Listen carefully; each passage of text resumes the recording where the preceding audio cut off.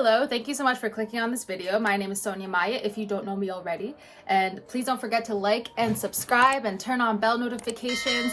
I post every Wednesday and Saturday mostly about psychology facts about sex and relationships. But on Saturdays, I'd be spreading that knowledge on fitness inspiration because I've been doing my best to keep up with my goals, and you can too. And I just started running every day.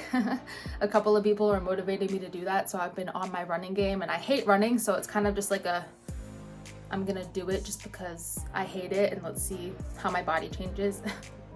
The only complaint so far is that it makes me hungrier. So I just gotta kick those cravings to the curb, you know what I mean? But now that I'm a beginning runner, what I've been doing is adding 1 mile every week. So I started the first week, which was 3 weeks ago, with 1 mile a day.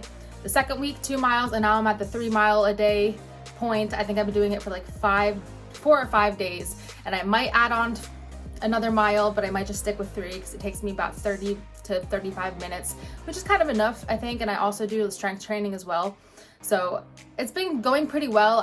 When I first started doing it, like anybody who's a beginner, it was really difficult, but I've kind of been able to build up that stamina, which is something that you'll definitely get used to as well. And I'm not sure if I'm going to stick to running for a long time. I'll see how my body changes and see if I like it, because I have been watching a lot of fitness videos that are talking about how a lot of the time it's better for people to walk instead of run, or do other less intense cardio, because it does spike your cortisol, which does make you hungrier, and it also sometimes makes it so you store more fat. But it really depends on the person. Of course, you can burn a lot of calories and build a lot of strength with running. I am starting to experience that like runner's high a little bit. Like how I feel after the run makes it worth it for me, and because I'm getting used to it, I'm not like dying. But there are 3 things that I wanted to share with you guys that I've learned as a beginning runner, because if you're gonna get into this, then you should probably know these things, because these are things that I wanted to know. So first thing is, make sure that you are wearing the right kind of running shoes. I was wearing these Nike shoes that I wear like all the time, and the first couple times I went running, I guess it was actually for the first week, I was wearing my worn out shoes. I actually decided to go to a store, and she was telling me that like, because they're so worn out and they're not like especially for running, even though they're good shoes, she said it would be better to get ones that are going to support me more because there'll be less impact. Let's get some shit. So I've tried on a bunch, and then I got these ones by Brooks that are actually like, they feel like pillows. They're really, really comfortable, and she actually fitted them for me. She made me do this thing where she wanted me to stand on each foot to see how my balance was, just to see like where I guess most of my weight goes when I run.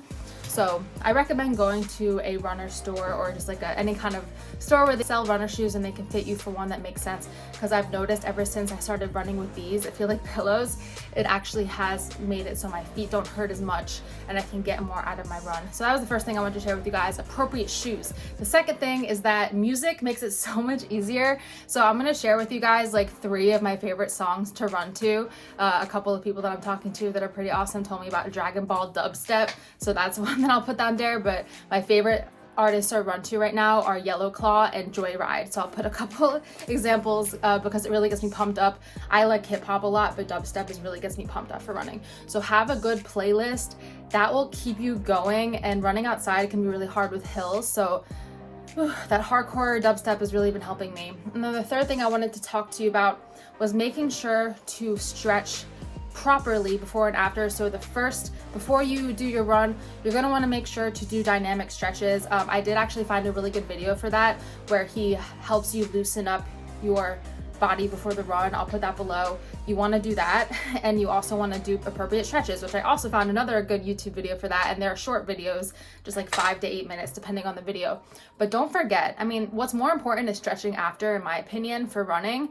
But when you do actually do the dynamic stretches before, you are going to get more out of your run as well. And I've noticed that I'm not only more prepared for the run the next day, but it actually does make me feel really good, because what I noticed for me is my calves get so sore, and like the first day I ran, the day after that, my calves were so sore, I was like walking like I was like injured, and that stopped happening. I still have really tight calves, but you're gonna want to do the right kinds of stretches. So definitely check out those videos if you're going to start running, and you will get a lot more out of your run.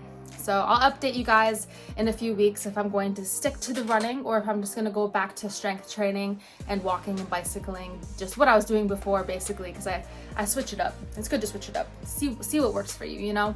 But so far so good with the running. I'm gonna stick to it.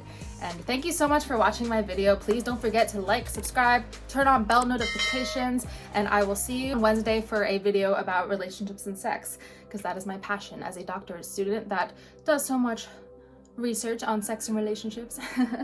So, and thank you so much to the pages on my Patreon. I'm gonna put their names right up here as usual. Thank you.